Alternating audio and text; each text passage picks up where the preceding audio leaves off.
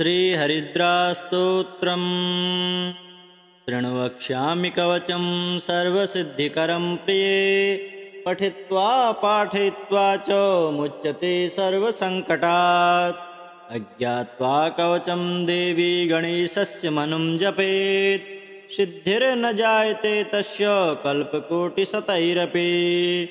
ॐ आमोदस्य शिरः पातु प्रमोदस्य शिखोपरि। सम्मोदो भ्रूयुगे पातु भ्रूमध्ये च गणाधिप। गणाक्रीडो नेत्रयुगं नाशायां गणनायक। गणक्रीडान्वितः पातु वदने सर्वसिद्धये। जिह्वायां सुमुखः पातु ग्रीवायां दुर्मुखः सदा। विघ्नेशो हृदये पातु विघ्ननाथश्च वक्षसि। गणानां नायकः पातु बाहुयुग्मं सदा मम। विघ्नकर्ता च उदरे विघ्नहर्ता च लिङ्गके। गजवक्त्रः कटिदेशे एकदन्तो नितम्बके। लम्बोदरः सदा पातु गुह्यदेशे ममारुणः। व्यालयज्ञोपवीते मां पादुपादियुगे सदा। जापकः सर्वदा पातु जानुजङ्घे गणाधिप। हरिद्रः सर्वदा पातु सर्वाङ्गे गणनायकः।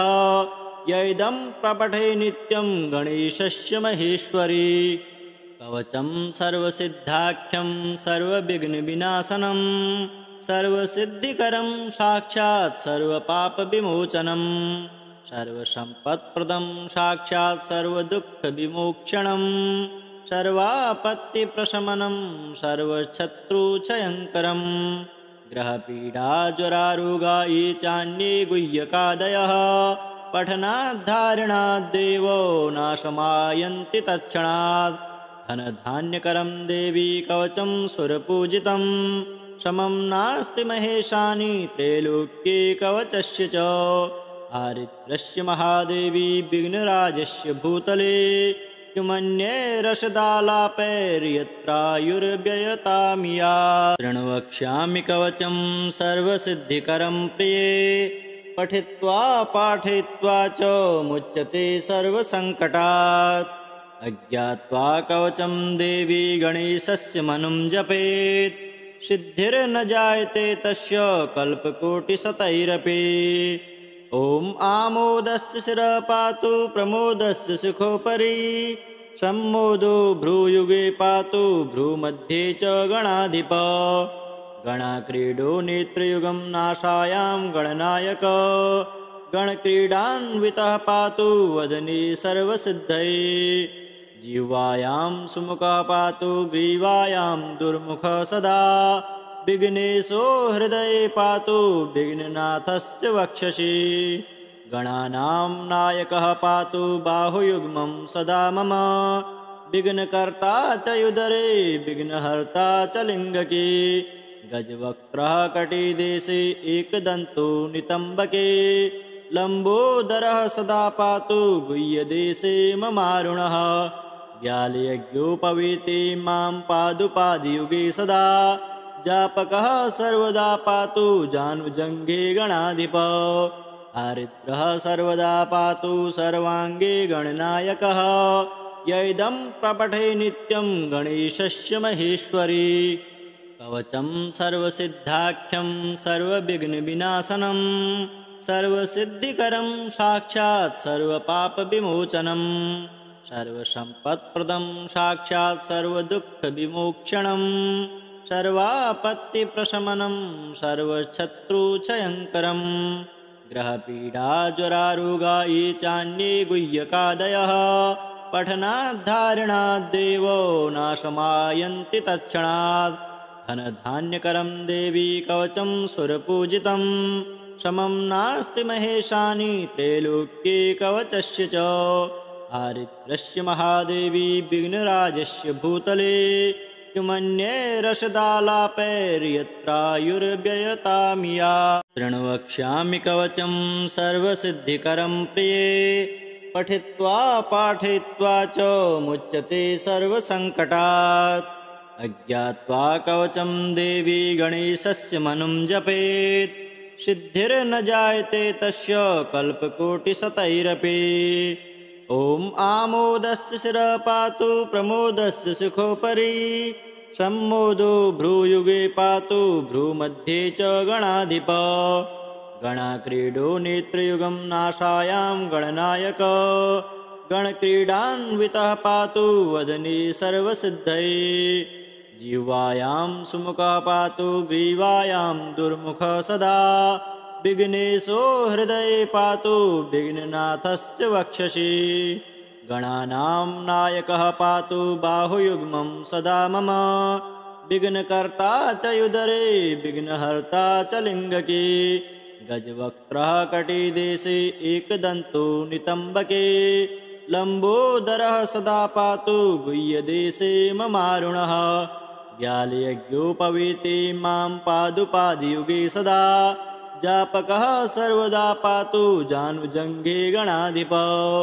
हरिद्रः सर्वदा पातु सर्वाङ्गे गणनायकः य इदं प्रपठे नित्यं गणेशस्य महेश्वरी कवचं सर्वसिद्धाख्यं सर्वविघ्नविनाशनं सर्वसिद्धिकरं साक्षात् सर्वपापविमोचनं सर्वसम्पत्प्रदं साक्षात् सर्वदुःखविमोक्षणं सर्वापत्तिप्रशमनं सर्वशत्रुक्षयङ्करं ग्रहपीडाज्वरारोगा ये चान्ये गुह्यकादयः पठनाद्धारणाद्देवो नाशमायन्ति तत्क्षणात् धनधान्यकरं देवी कवचं सुरपूजितं समं नास्ति महेशानि त्रैलोक्ये कवचस्य च हरिद्रस्य महादेवी विघ्नराजस्य भूतले किमन्ये रसदालापैर्यत्रायुर्व्ययतामिया शृण्वक्ष्यामि कवचं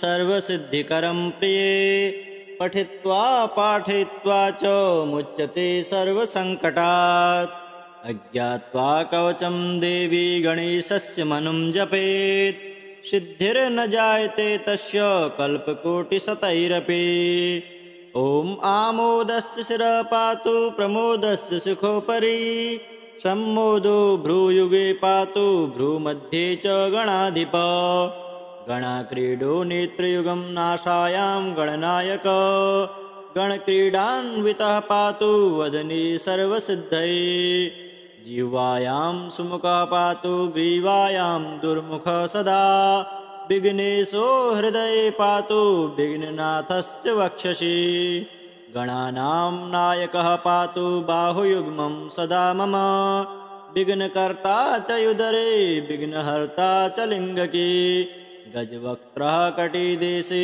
एकदन्तो नितम्बके लम्बोदरः सदा पातु गुह्यदेशे ममारुणः व्यालयज्ञोपवीते मां पादुपादियुगे सदा जापकः सर्वदा पातु जानुजङ्घे गणाधिप हरिद्रः सर्वदा पातु सर्वाङ्गे गणनायकः य इदं प्रपठे नित्यं गणेशस्य महेश्वरी कवचं सर्वसिद्धाख्यं सर्वविघ्नविनाशनं सर्वसिद्धिकरं साक्षात् सर्वपापविमोचनं सर्वसम्पत्प्रदं साक्षात् सर्वदुःखविमोक्षणं सर्वापत्तिप्रशमनं सर्वशत्रुक्षयङ्करं ग्रहपीडाज्वरारोगा ये चान्ये गुह्यकादयः पठनाद्धारणाद्देवो नाशमायन्ति तत्क्षणात् धनधान्यकरं देवी कवचं सुरपूजितं समं नास्ति महेशानि त्रैलोक्ये कवचस्य च हरिद्रस्य महादेवी विघ्नराजस्य भूतले किमन्ये रसदालापैर्यत्रायुर्व्ययतामिया शृण्वक्ष्यामि कवचं सर्वसिद्धिकरं प्रिये पठित्वा पाठयित्वा च मुच्यते सर्वसङ्कटात् अज्ञात्वा कवचं देवी गणेशस्य मनुं जपेत् सिद्धिर्न जायते तस्य कल्पकोटिशतैरपि ॐ आमोदस्य शिरः पातु प्रमोदस्य शिखोपरि सम्मोदो भ्रूयुगे पातु भ्रूमध्ये च गणाधिप गणाक्रीडो नेत्रयुगं नाशायां गणनायक गणक्रीडान्वितः पातु वदने सर्वसिद्धये जिह्वायां सुमुखः पातु ग्रीवायां दुर्मुखः सदा विघ्नेशो हृदये पातु विघ्ननाथश्च वक्षसि गणानां नायकः पातु बाहुयुग्मं सदा मम विघ्नकर्ता च युदरे विघ्नहर्ता च लिङ्गके गजवक्त्रः कटिदेशे एकदन्तो नितम्बके लम्बोदरः सदा पातु गुह्यदेशे ममारुणः व्यालयज्ञोपवीते मां पादुपादियुगे सदा जापकः सर्वदा पातु जानुजङ्घे गणाधिप हरिद्रः सर्वदा पातु सर्वाङ्गे गणनायकः य इदं प्रपठे नित्यं गणेशस्य महेश्वरी कवचं सर्वसिद्धाख्यं सर्वविघ्नविनाशनं सर्वसिद्धिकरं साक्षात् सर्वपापविमोचनं सर्वसम्पत्प्रदं साक्षात् सर्वदुःखविमोक्षणं सर्वापत्तिप्रशमनं सर्वशत्रुक्षयङ्करं ग्रहपीडाज्वरारोगा ये चान्ये गुह्यकादयः पठनाद्धारणाद्देवो नाशमायन्ति तत्क्षणात् धनधान्यकरं देवी कवचं सुरपूजितं समं नास्ति महेशानि त्रैलोक्ये कवचस्य च हरिद्रस्य महादेवी विघ्नराजस्य भूतले किमन्ये रसदालापैर्यत्रायुर्व्ययतामिया शृणु वक्ष्यामि कवचं सर्वसिद्धिकरं प्रिये पठित्वा पाठयित्वा च मुच्यते सर्वसङ्कटात् अज्ञात्वा कवचं देवी गणेशस्य मनुं जपेत् सिद्धिर्न जायते तस्य कल्पकोटिशतैरपि ॐ आमोदस्य शिरः पातु प्रमोदस्य शिखोपरि सम्मोदो भ्रूयुगे पातु भ्रूमध्ये च गणाधिप गणाक्रीडो नेत्रयुगं नाशायां गणनायक गणक्रीडान्वितः पातु वदने सर्वसिद्धये जिह्वायां सुमुखः पातु ग्रीवायां दुर्मुखः सदा विघ्नेशो हृदये पातु विघ्ननाथश्च वक्षसि गणानां नायकः पातु बाहुयुग्मं सदा मम विघ्नकर्ता च युदरे विघ्नहर्ता च लिङ्गके गजवक्त्रः कटिदेशे एकदन्तो नितम्बके लम्बोदरः सदा पातु गुह्यदेशे ममारुणः व्यालयज्ञोपवीते मां पादुपादियुगे सदा जापकः सर्वदा पातु जानुजङ्घे गणाधिप हरिद्रः सर्वदा पातु सर्वाङ्गे गणनायकः य इदं प्रपठे नित्यं